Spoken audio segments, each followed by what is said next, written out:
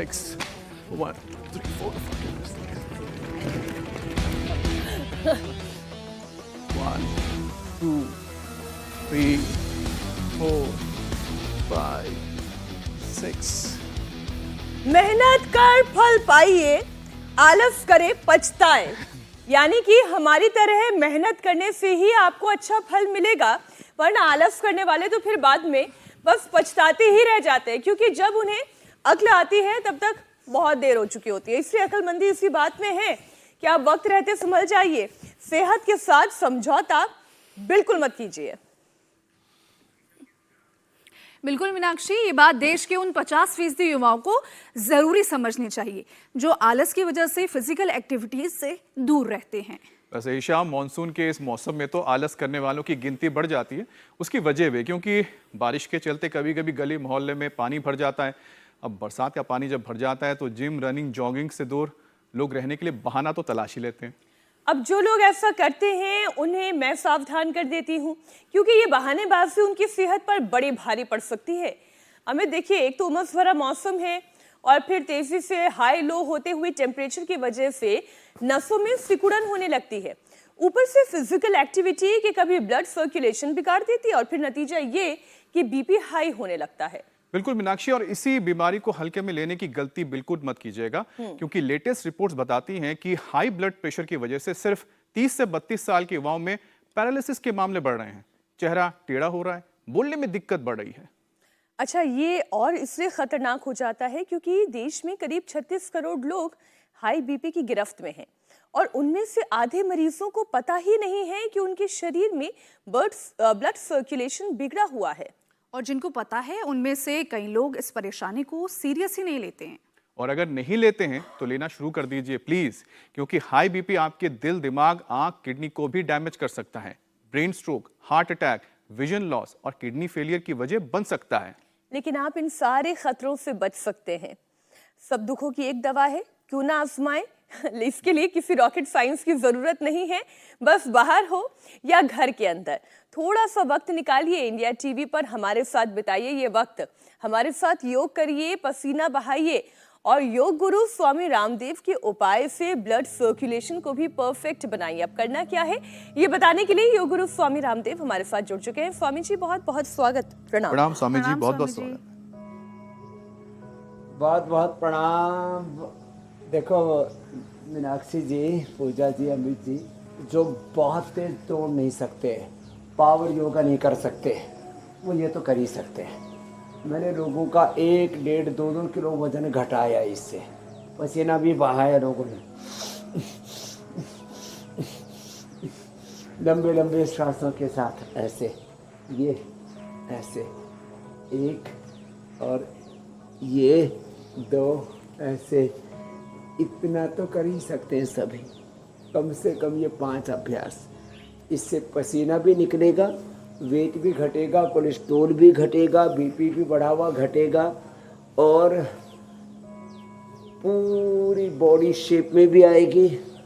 डामाडोल हो रखे तो वेट, बीपी और जो भी अनवांटेड चीज़ें बढ़ जाती हैं वो घट जाएगी।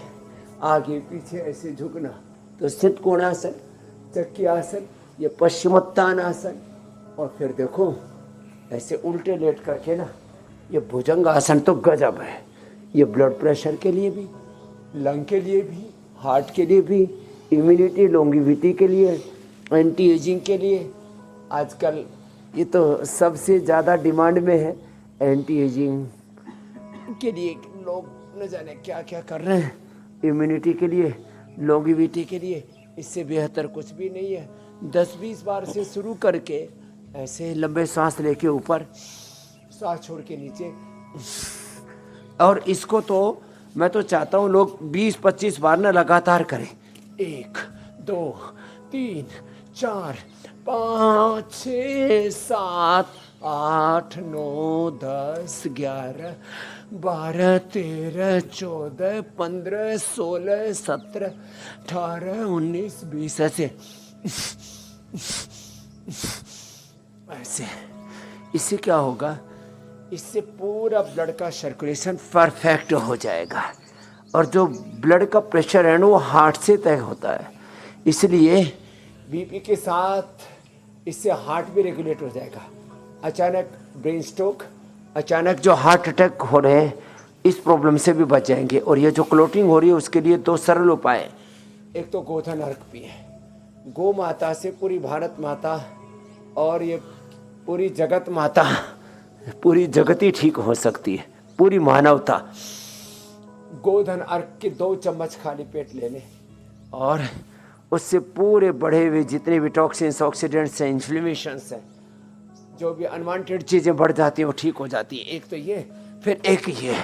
तो जो बीपी वाले बहाना बनाते रहते, हमारा तो बीपी आई है, दौड़ नहीं सकते, पावर योगा नहीं कर सकते, उनके लिए हमने आज पहले धीरे धीरे फिर रिदम आता जाएगा और फिर ये भुजंग आसन 25-25 बार करके, जैसे एक राउंड पहले किया, फिर थोड़ा बीच में शलभासन कर लिया, फिर दूसरा राउंड कर लिया, ऐसे 2-3 राउंड में ऐसे भुजंगासन एक रिदम के साथ।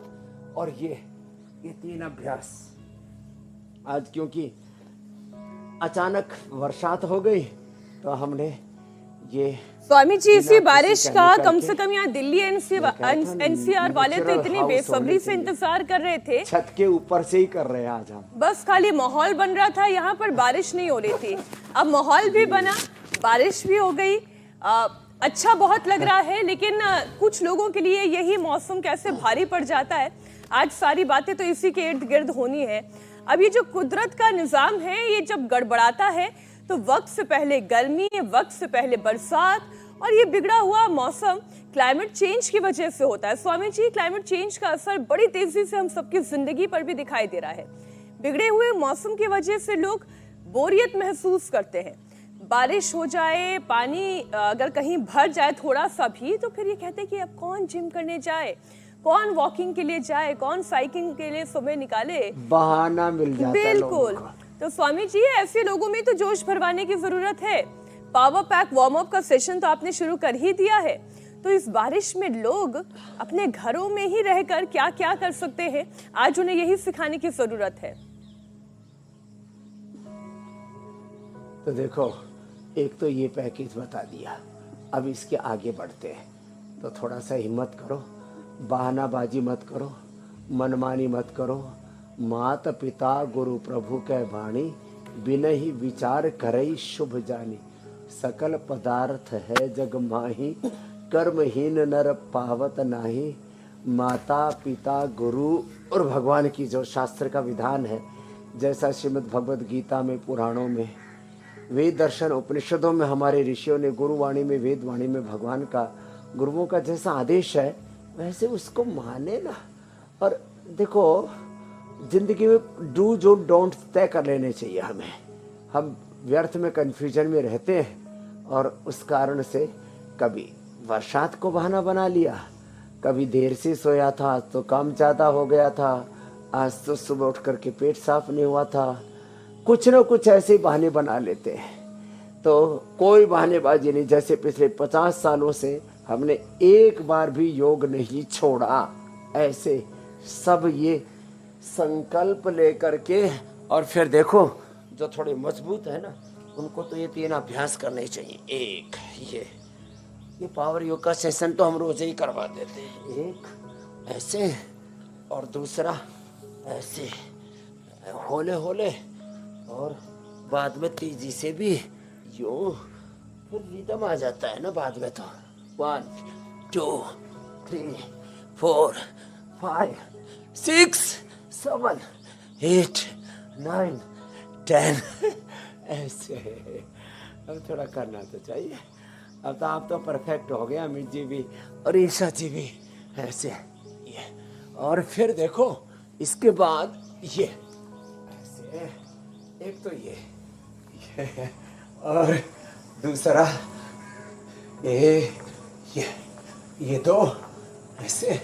और फिर जो आप तेजी से भाग रहे थे ना, बहुत तेजी से, तो बहुत तेजी से ऐसे भी, मैंने बोला आगे पैर यूँ छाती से लगे और पीछे पैर की एड़ी यूँ कुल्ले से लगे। और इसमें भी फिर थोड़ा ताड़ासन कर लेते हैं। और तिर्यक ताड़ासन, फिर ये त्रिकोणासन, ऐसे ऐसे, और फिर ये ऐसे ऐसे। इससे ना पूरे शरीर की पूरी एक्सरसाइज, सर्वांगीण व्यायाम और पादहस्तासन, और फिर सूर्य नमस्कार। इतना पावर योगा तो सबको रोज करना ही चाहिए। ये प्रणामासन, ऊर्ध्वहस्तासन, पादहस्तासन, दक्षिणाश्व संचालनासन, पर्वतासन, साष्टांगासन, भुजंगासन। अब स्वामी जी, ऐसे आपने तो इंडोर में यानी कि घर में रहकर, कमरे में रहकर भी हम किस तरह से योग कर सकते हैं, अपने आप को एक्टिव रख सकते हैं, उसके इतने सारे उपाय बता दिए। अब तो लोगों के ऊपर निर्भर करता है कि वो क्या चाहते हैं। मैं देखो बरामदे में ही कर रहा हूँ। जी स्वामी जी, और बैल्कनी में भी कर सकते हैं, आपने जितना बताया है। अपनी बैल्कनी में बैठ जाइए और आप कीजिए। लेकिन स्वामी जी, हाँ, ये बालकनी है जी, बहुत ही खूबसूरत है स्वामी जी, तस्वीरें जो आ रही हैं बहुत ही अच्छी हैं। और इस कंडीशन में स्वामी जी जो चीज़ सबसे ज़्यादा हेल्थ एक्सपर्ट की चिंता बढ़ा रही है वो है सीजनल ब्लड प्रेशर। अभी अद्भुत है कि सीजनल ब्लड प्रेशर भी होता है। इन दिनों ये हेल्थ इमरजेंसी की वजह बन गया है। मॉनसून में फिजिकल एक्टिविटी की कमी और तापमान में उतार चढ़ाव के चलते लोगों का बीपी बढ़ रहा है। इसलिए स्वामी जी, आज लोगों का ये बीपी बैलेंस करना बहुत ज़रूरी है स्वामी जी। खास तौर पे जो गृहस्थ हैं वो तो बहुत परेशान है इस सीजनल बीपी से स्वामी जी।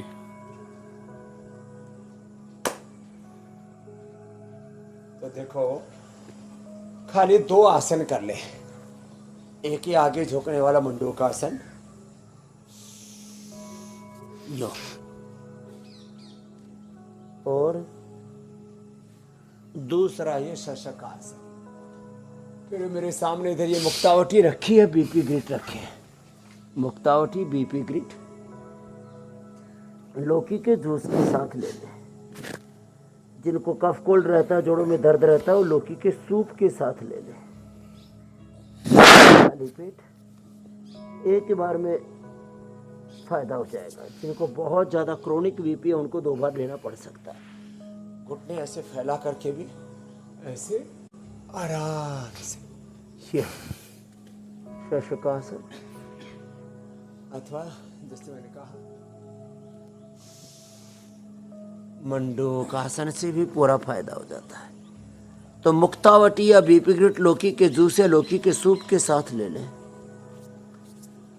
और बहुत क्रोनिक बीपी है तो मेधावटी भी खाने के बाद ले लें। नींद भी अच्छी आ जाएगी, ब्रेन नर्वस सिस्टम एकदम 100% परफेक्ट। किसी का कोलेस्ट्रोल बढ़ा हुआ है तो अर्जुन की छाल, दालचीनी या लहसुन का प्रयोग, या सुबह गोधन का प्रयोग मैंने जैसे कहा, मंडूकासन।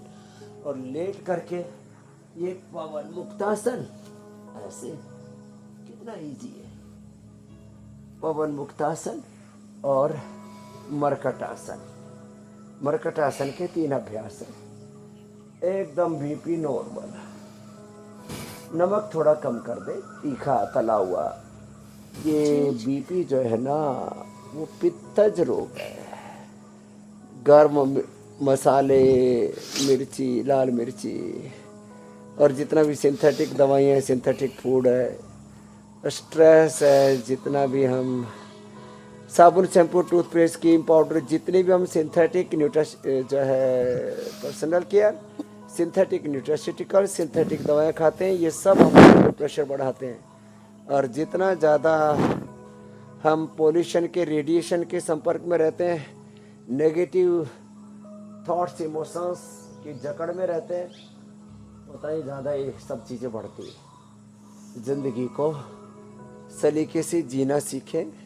स्ट्रेस को कैसे डील करना है, एंगर को कैसे डील करना है, प्रतिकूलताओं, संघर्षों, चुनौतियों के बीच में, समस्याओं के बीच में ही समाधान तलाशते हुए अपने स्वधर्म का, स्वकर्म का, स्वकर्तव्य का हमें पालन करना होता है।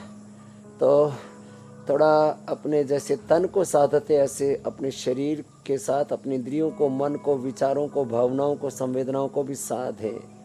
इसलिए योग साधना, ज्ञान साधना, आहार को साधना, ये जीवन की साधना है। जीवन ही एक साधना है, जीवन साधना। तो ये मरकट आसन 2 और ये तीसरा। तो देखो ब्लड प्रेशर इसके करने से एकदम रेगुलेट हो जाएगा। 33 के 33 रीढ़ की हड्डी की वर्टिब्राज, और इससे central nervous system, peripheral nervous system. अब बीपी किसी का, जैसे मैंने कहा, ओबिसिटी से बढ़ता है तो ओबिसिटी का सबसे पहले पैकेज बता दिया। किसी का स्ट्रेस से बढ़ता है, किसी का बीपी पित्त बढ़ने से बढ़ता है, नींद ना आने से भी बीपी बढ़ता है, किसी के और कर्ज ज्यादा हो रखा है, किसी ने धोखा दे दिया है, जीवन में संघर्ष या प्रतिकूलता है, कुछ भी। ये स्वामी जी बिल्कुल ऐसा है, सब कुछ प्रतिकूलता है, संघर्ष, चुनौती। कि जैसे पैदा होते ही कोई बच्चा चलना या दौड़ना नहीं सीख जाता, ठीक वैसे ही अगर आप अपने जीवन में संतुलन लाना चाहते हैं तो भी वो एक दिन में नहीं हो सकता। उसके लिए भी नियमित अभ्यास और कंसिस्टेंसी की जरूरत है। मन पर भी अगर काबू करना है, अगर उस गुस्से को कंट्रोल करना है, तो वो भी नियमित अभ्यास से ही होगा। ऐसा नहीं है कि एक दिन हो गया तो अगले दिन आपको करने की जरूरत नहीं है। अच्छा स्वामी जी, लेकिन ये खराब लाइफस्टाइल जो है इसी नियमित अभ्यास से जुड़ी हुई है। रोज अगर अपने लाइफस्टाइल को सुधारने की कोशिश करेंगे तब कहीं जाकर हमारे जो देश के यंगस्टर्स हैं वो बीमारियों से मुक्त रहेंगे। लेकिन क्योंकि लाइफस्टाइल ठीक नहीं है तो यंगस्टर्स सबसे ज्यादा बीमारी की गिरफ्त में है। और डराने वाली बात तो ये है कि 30-32 साल के युवाओं को हाई बीपी की वजह से चेहरे पर पैरालिसिस हो रहा है। उनका चेहरा टेढ़ा होना, बोलने में जुबान का लड़खड़ाना, ऐसी दिक्कतें हो रही हैं। तो स्वामी जी, क्या पैरालिसिस में भी योग प्राणायाम चमत्कारी साबित हो सकते हैं? हाँ, बहुत प्राणायाम करने से फर्स्ट डे ही लाभ हो जाता है। जो भुजंगासन भी न कर पाए, शीर्षासन, सर्वांगासन दोनों तो मना है, तो ऐसे भी जो ना कर पाए कोई बात नहीं। मैंने तो मात्र अनुलोम विलोम करा करके, ये बहुत बड़ी बात बता रहा हूँ, 1 मिनट की बात है। अनुलोम विलोम,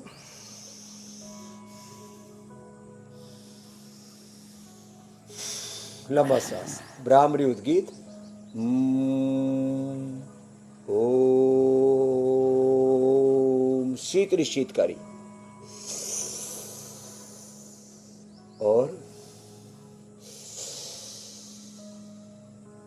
श्वासों पर ध्यान, प्रेक्षा ध्यान कहो, विपश्यना कहो, दृष्टा ध्यान कहो।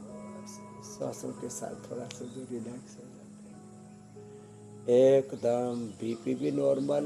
और जिनको पैरालिसिस हुआ था उनको न्यूरोग्रिड, इम्यूनोग्रिड साथ में दे देते हैं हम। और ख़ास बात देखो, ये पॉइंट दबा देते हैं, ये यहाँ से, और ये पीछे के ये सारे चैनल 1 2 3 4 5 ऐसे पैर में भी हैं, 1 2 3 4 एंड ये 5, ये, और पैर में भी है, यहाँ से दोनों पैरों में ये पॉइंट, ऐसे ये पॉइंट दबा देते हैं। तो अनुलोम विलोम के साथ न्यूरोग्रिड, इम्यूनोग्रिड। और मैंने देखा है जिनको पैरालिसिस अभी हुआ है तो 3 से 7 दिन में पूरा रिकवर होता है। मेरे पास तो यही 3 उदाहरण तो अपने यहाँ के कार्यकर्ताओं का ही। अब कई बार ऐसे पता नहीं कैसे क्लोट आ जाता है। हमारे एक डॉक्टर जयदीप जी है, एक बेटा हमारा अखिलेश है, एक हमारा बालक स्वामी बजरंग देव है, ये तो 3, और एक चौथा कृष्णदेव है। कितनों को तो मैंने अपने यहीं पर देखा। एक हमारा बालक सुधांशु है, मैंने अपने आंखों के सामने लोगों को ठीक किया 3 से 7 दिन के अंदर, विदिन 3 to 7 days। बस थोड़ा लंबा करना पड़ता है अनुलोम विलोम, 100% रिकवरी आ जाती है। नहीं तो जिंदगी भर लोग लूले लंगड़े की तरह ऐसे ही बेबस लाचार होकर के, और मैं देखता हूँ पैरालिसिस वाले फिर इतने बेबस हो जाते हैं, फिर रोने लगते हैं। रोने की जरूरत नहीं, और ऐसे ही बीमारियों को ढोने की जरूरत नहीं। थोड़ा हिम्मत रखें तो पैरालिसिस से भी बाहर निकल जाएंगे। और ये जो ब्लड प्रेशर है ना, इससे तो किडनी पर भी बुरा असर आता है। इसलिए मंडूकासन के साथ योग मुद्रासन भी मैंने लोगों की किडनियां भी अच्छी की हैं। रीनोग्रिड से, गोखरू धनिये के पानी से, जौ के आटे दलिए से, और नीम और पीपल के पत्तों के रस से किडनी पर भी बुरा असर आता है इसका, और हार्ट पर भी आता है तो कार्डियोग्रेट हृदय अमृत भी देते हैं। और जिनके लीवर, किडनी, हार्ट पूरे डैमेज हो जाते हैं, कोई भी बड़ी बीमारी न, बस उनके लिए एक और बात कह जाता है एसएलईएमएस, ऑटोइम्यून डिजीज, एमएनडी, और किसी को डिस्टोनिया। आज एक बालक मेरे पास आया, उसका नाम है कमल, सर्वाइकल डिस्टोनिया, ठीक हो गया। एमएनडी वाले कितने पेशेंट भंवर सिंह से लेकर के मैंने ठीक किए, एएनए, एवीएन, HRV 27। बस बड़ी बीमारियों में एक ही बात ध्यान रखनी है, अनुलोम विलोम ज़्यादा करना। मैं तो 4-4, 8-8 घंटे करवा देता हूँ, और कैंसर जैसे रोग भी रिवर्स हो जाते हैं। मेरी बहन ज्योत्सना जी, ये योग की महिमा अपरंपार है। आज हम यही लोग बहाना बनाते रहते हैं, तो बालकोनी में ही बैठ करके सामने का बरामदा को या बालकोनी कहो, और कितना चारों तरफ वो कहते हैं ना स्वामी जी, आहा, मन चंगा तो कटौती में गंगा। फोटो लेते हैं तो अगर मन है योग करने का, तो फिर घर की बालकनी, घर का आंगन, घर का हॉल, फिर कहीं पर भी योग हो सकता है। लेकिन अगर मन नहीं है करने का, तो फिर भले ही कितना बड़ा घर क्यों ना हो जाए, भले ही जिम तक जाने के लिए गाड़ी क्यों ना मिल जाए, लेकिन फिर भी लोग योगाभ्यास नहीं करते हैं, व्यायाम नहीं करते। खींच कर रखो संयम की, बिल्कुल, अनुशासन की। मन के हारे हार है, मन के जीते जी। आत्मानं रथनं विद्धि शरीरं रथमेव तो बुद्धिम तो सारथ्यम विद्धि मन प्रकृति। तो ये शरीर रूपी रथ है, बुद्धि इसमें सारथी है, और इसमें संयम की लगाम खींच के रखो तो फिर ठीक रहेगा मन हमारा, इधर उधर नहीं डोलेगा जी। अच्छा स्वामी जी, हेल्थ एक्सपर्ट्स, विषयास्ते सुगोचरान आत्मेंद्रिय मनो युक्तम भोक्ता इत्यारो मनुष्य। स्वामी जी, हेल्थ एक्सपर्ट्स के मुताबिक 7 दिन तक अगर डाइट में केला, नारियल पानी, तोरई की सब्जी अगर ले ली जाए तो बीपी को कंट्रोल किया जा सकता है, क्योंकि उनमें पोटेशियम की मात्रा बहुत अच्छी होती है। तो स्वामी जी, इनके अलावा बीपी के मरीजों को डाइट में और क्या-क्या शामिल करना चाहिए? 3 चीजें तो हमने बता दी, केला, तोरई की सब्जी, ये तो रोज खाया जा सकता है, परवल, टिंडा, ये सब, और इसमें फिर थोड़ा सा जो पत्ते वाली सब्जी है। अब कुछ मूर्ख लोग हैं, शाक खाने का मना किया है आयुर्वेद में। शाक खाने का मना इसलिए नहीं किया है कि बरसात में साग नहीं खाने, साग तो खूब अच्छे होते हैं, बस उनको अच्छे से धो लेना, कच्चा नहीं खाना, स्टीम करके खाना। स्टीम करके पूरा एक बार प्रेशर कुकर में डाल दे, और फिर दाल में सब्जियों को भी स्टीम करके खाएं, सब ये लौकी तोरी आदि ना। और फिर थोड़ा सा सेंधा नमक, ये जो बाजार में बिकने वाला सफ़ेद नमक, सफ़ेद चीनी, सफ़ेद आटा, सफ़ेद चावल, सफ़ेद तेल, ये सब भी बड़ा खतरनाक है। 5 प्रकार के पॉइजन से हम बचने के लिए बात करते हैं। तो देखो, ये छोटे छोटे उपाय हैं, साग सब्जियाँ, और सलाद ज़्यादा खाएं। जैसे आजकल खीरा हर मौसम में मिलने लग गया है, टमाटर हर मौसम में मिलने लग गया है। तो जो भी सलाद उपलब्ध है, थोड़ा अंकुरित है, ये तो हर गर्मियों में तो बहुत जल्दी अंकुरण हो जाता है। तो ऐसे पहले सलाद, फल, अनार, सुबह खाली पेट अनार जो है ना, ये तो बहुत ही ज़बरदस्त लाभ करता है, ब्लड प्रेशर में भी, हार्ट की प्रॉब्लम में भी, इंडाइजेशन में भी। अनार, गाजर, चुकंदर का तो हम जूस पिला देते हैं, तो कितना हीमोग्लोबिन कम एकदम बढ़ जाता है। किसी का प्लेटलेट कम होता है तो हम इसमें अनार, गाजर, चुकंदर के साथ उसको पपीता, पपीते के पत्तों का रस और व्हीट ग्रास, एलोवेरा, गिलोय, अनार साथ में और दे देते हो। ये मैंने तो एप्लास्टिक एनीमिया तक इससे ठीक किया है। तो ये बड़ी अद्भुत बातें हैं। ज़रा अपने ऋषियों की विरासत को, आयुर्वेदो अमृता नाम, आयुर्वेद की समृद्ध को, आयुर्वेद के इस रसायन को समझें।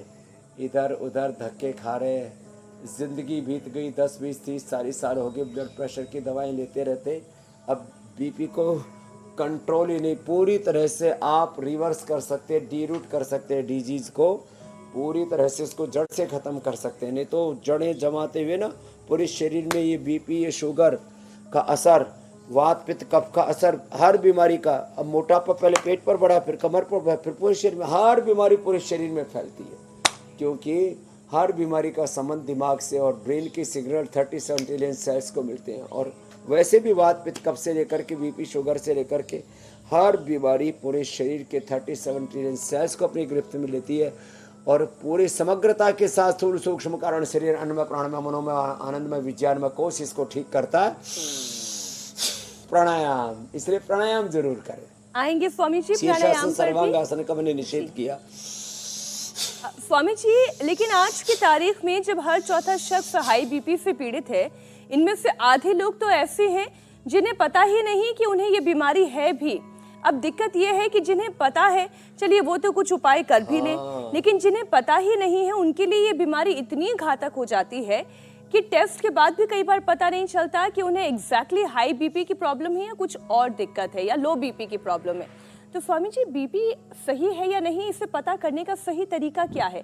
अपने आप कैसे लक्षणों को हम समझ सकते हैं? अच्छा, इसका देखो, एक तो मशीनों से ना कई बार तो किसी का बीपी नॉर्मल होता है, वो जैसे ही शुगर मापने वाला वो लगाते हैं ना जी। इक्विपमेंट, ऐसे बीपी बढ़ जाता है।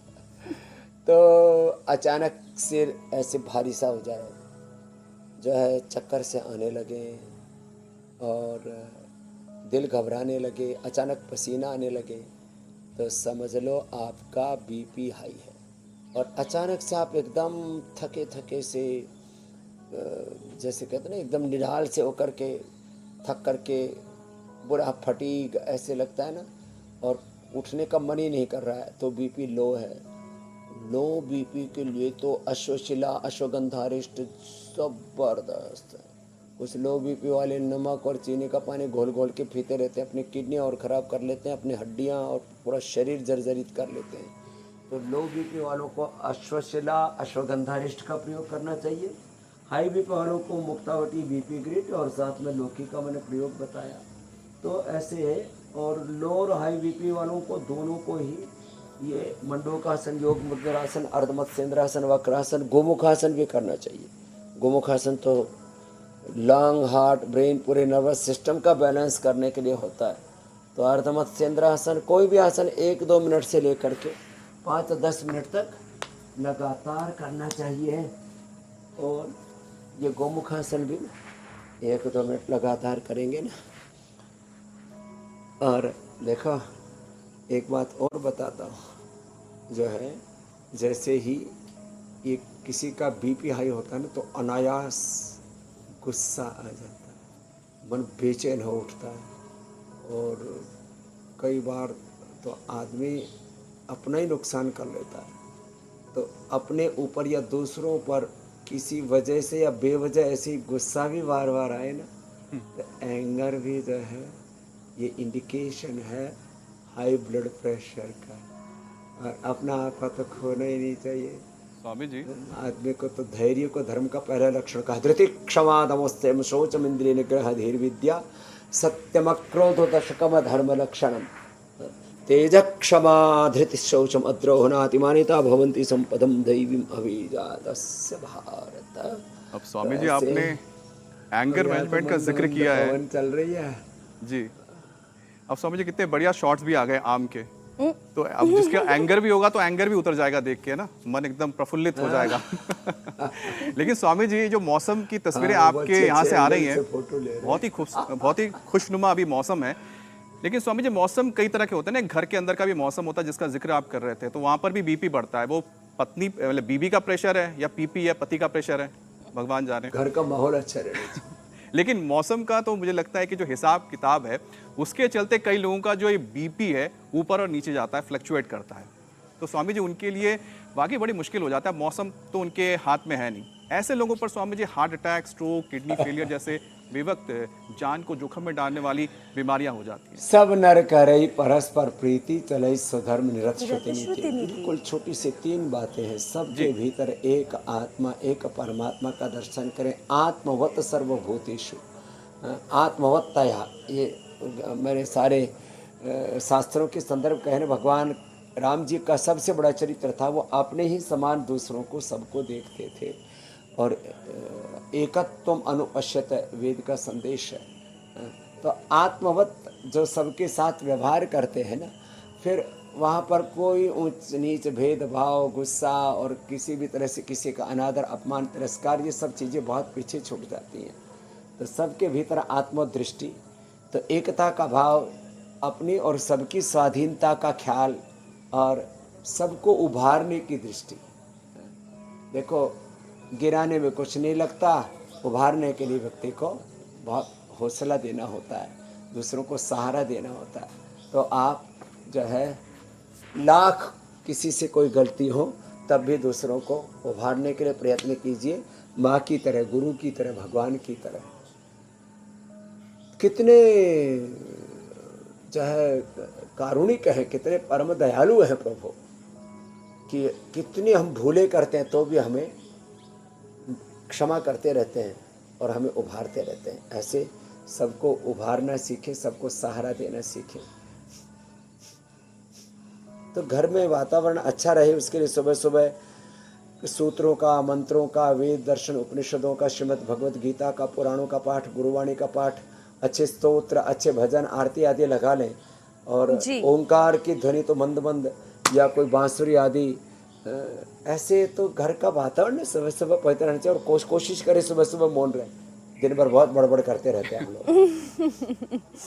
अच्छा स्वामी जी, अब जिनके घर में छोटे छोटे बच्चे हैं उनके लिए मौन रहना तो बड़ा मुश्किल है, लेकिन हाँ बच्चों को स्कूल भेज के वो मौन रह सकते हैं। अच्छा Swami ji, high blood pressure का असर ऑप्टिकल नर्व्स पर भी पड़ता है।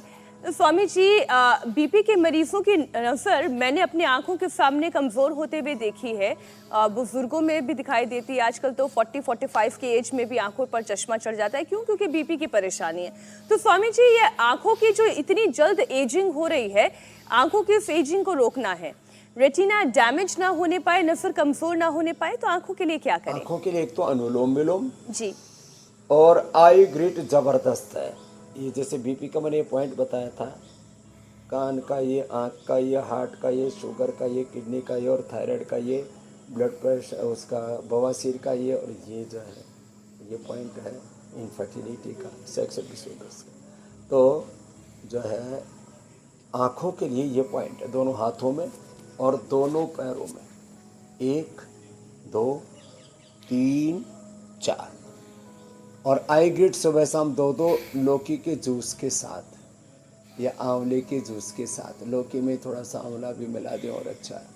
और मैंने जिनको भी ऑप्टिकल नर्व की प्रॉब्लम है, कैटरेक्ट है, ग्लूकोमा है, आंखों पर चश्मा है, डिप्लोपिया है, मायोपिया है, जो भी आंखों की समस्या है ना, ये यहाँ से पॉइंट दबा लें। आँखों के लिए आई ग्रिट ज़बरदस्त है। ट्रेडिशनली हम लोग आमल के रसायन 200 ग्राम, मुक्ता शुक्ति भस्म 10 ग्राम और सप्तामृत लौह 20 ग्राम, फिर इसमें मोती पिष्टी या वसंत कुसुमाकर आदि भी आवश्यकता के अनुसार मिलाते थे 3 से 5 ग्राम। तो अब वो सब मिलाने की जरूरत नहीं, रेडीमेड है आई ग्रिट और ये और अनुलोम विलोम। और इसके लिए अक्षय तर्पण, सुबह खाली पेट 1 चम्मच महात्रिफला घृत को खाना, जलनीति करना, त्राटक करना, नंगे पांव घास पर चलना। जब आप पीछे घास का मैदान यहाँ पर देख रहे हैं ना, और सुबह सुबह नंगे पांव घास पर हम खुद चलते हैं और इससे मन भी प्रफुल्लित रहता है और पूरे तन बदन में, आँखों में, दिमाग में ठंडक रहती है। हाँ, आँखों के साथ ना ब्रेन नर्वस सिस्टम पर भी बहुत बुरा असर पड़ता है। इसके लिए अश्वगंधा का 1-1 कैप्सूल वो पानी में घोल करके लेना, कैप्सूल का खोल खोल करके पानी में घोल देना, और वो भी एलोवेरा या सौंफ के पानी में घोल करके पी लेंगे ना, तो ब्रेन नर्वस सिस्टम की कोई प्रॉब्लम नहीं। लंबे समय तक ब्लड प्रेशर रहने से लोगों को पार्किंसंस, अल्जाइमर, डिमेंशिया का भी जोखिम बना रहता है। तो उसका भी समाधान मैंने बता दिया है। वैसे तो स्वामी जी पूरे कार्यक्रम में बहुत सारे समाधान आप बता भी देते हैं, लेकिन कुछ पॉइंटेड क्वेश्चंस हैं जो हमारे दर्शकों की ओर से आते हैं, अब उनको लेने की बारी है। तो पहला प्रश्न है उत्तर प्रदेश से अंजलि गुप्ता का सवाल है। उनकी माताजी की उम्र 42 साल है, कमर की नस दबी हुई है जिसकी वजह से उन्हें चलने में बहुत परेशानी आती है और दवा भी असर नहीं कर रही है। डॉक्टर ने सर्जरी तक के लिए कह दिया है।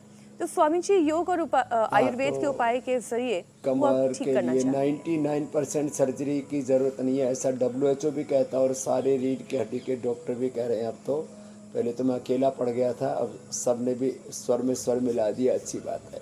पहली अंगुली के पीछे से यहाँ से दबाना, और मरकटासन, भुजंगासन मैं पहले बता चुका हूँ। एक उष्ट्रासन भी जितना बन पाए उतना कर लें। खाली पेट पेडाइनल गोल्ड खाने के बाद त्रयोदशांग गूगल, चंद्र प्रभावती या ऑर्थोग्रिड जबरदस्त लाभ करते हैं। और कमर का दर्द एक सप्ताह में ही अच्छा हो जाएगा। ज़्यादा दर्द होता है तो हम तो शिंगी भी करवा देते हैं पहले ही दिन में। 10 दिन, 10 साल का दर्द 10 मिनट में दो। ये उष्ट्रासन भी बहुत अच्छा है कमर के लिए। ऐसे इतना भी ना हो पाए तो इतना कर ले, और इतना भी ना हो पाए तो उल्टा लेट करके ये तो कर ही सकते हैं। अगला प्रश्न आप ले लीजिए। स्वामी जी। ये कमर में दर्द तो एक कॉमन प्रॉब्लम है, सभी को के लिए समाधान हो गया है। अगला सवाल स्वामी जी अहमदाबाद से लीना पांचाल जी का है। उन्हें पेट में बैक्टीरिया है जिसकी वजह से मुंह में दिन भर बदबू रहती है और आम बात की वजह से दिन भर गले से कफ निकलता है। तो स्वामी जी उपाय पूछ रही हैं। आंत का और दांत का बड़ा गहरा संबंध है। जिनको पायरिया होता है उनको भी पेट की प्रॉब्लम हो जाती है, और जिनको पेट में बैक्टीरिया उनको भी पायरिया हो जाता है। तो पेट के अंदर अच्छे जो बैक्टीरिया है वो रहनी चाहिए। वो दही से मिलते हैं, इसलिए आजकल दही के बारे में सभी बोलते हैं खाना चाहिए, लेकिन बरसात में थोड़ी दिक्कत आती है, नहीं लेना चाहिए। तो ये प्रोबायोटिक्स, प्रीबायोटिक्स जिससे प्रोबायोटिक्स बनते हैं, और वो सब पेट के लिए बहुत अच्छे होते हैं। तो दही जो है वो सुबह 4 बजे जमा दिया बरसात में या तेज़ गर्मी में तो 8 बजे तक जम जाता है। 8 बजे जमाए तो 12-1 बजे तक जम जाता है। दोपहर को जमाते हैं तो शाम तक जम जाता है। जीरा, धनिया, मेथी, सौंफ, अजवाइन का पानी, सरकल्प का काढ़ा, बेल का प्रयोग, जितने भी सलाद हैं, जितने भी अंकुरित हैं, ये सब, और हरी साग सब्जियां हैं, ये पेट के हेल्दी बैक्टीरिया को ग्रो करने में सहायता करते हैं, उसको बढ़ाने में। तो एक तो ये इससे पेट, और कपाल भाती करें तो दांत और आंत दोनों अच्छे हो जाएंगे। तो अनार का सुबह सुबह प्रयोग, सेव का प्रयोग, और लीवोग्रिड तो बहुत ही ज़बरदस्त है पेट के लिए, उसको सेवन कर लिया करें। अगला सवाल ले लीजिए जी। अगला प्रश्न स्वामी जी शिरडी से नितिन मईत का सवाल है। उनकी बेटी की उम्र 26 साल है, जिन्हें चिकनगुनिया हो गया है। जोड़ों में बहुत दर्द रहता है। स्वामी जी इस दर्द से राहत पाने का उपाय बताएं। ये चिकनगुनिया तो ना, इसके लिए एक तो योगराज गुग्गुल, योगराज गुग्गुल, कैशोर गुग्गुल कोई भी दे दे, योगराज, महायोगराज या कैशोर गुग्गुल खाने के बाद, और गिलोय और एलोवेरा का जूस। वैसे तो पांचों चीज़ें अच्छी हैं, इसलिए मैं एलोवेरा, गिलोय, पारिजात, निर्गुंडी, सहजना पांचों का बोलता हूँ। लेकिन एलोवेरा, गिलोय सबको सहज रूप से मिल जाते हैं। मेथी का पानी, और मेथी को पानी में भिगो दिया, 2 दिन तक भिगो के रखिए, फिर 1 दिन ऐसे निकाल करके गीले कपड़े में रख दिया, अंकुरित हो जाएगी। अंकुरित मेथी या एलोवेरा, मेथी और हल्दी।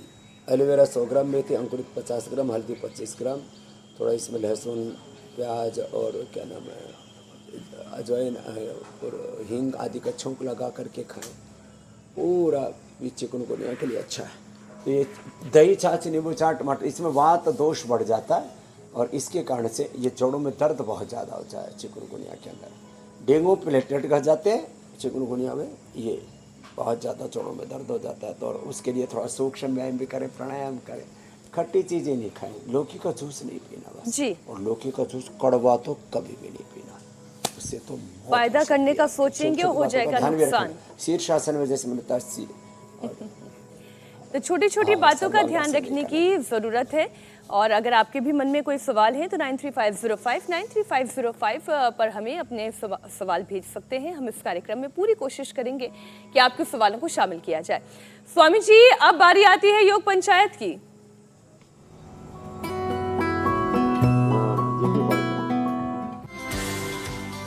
देहरादून उत्तराखंड से योग पंचायत की ये तस्वीरें सामने आई।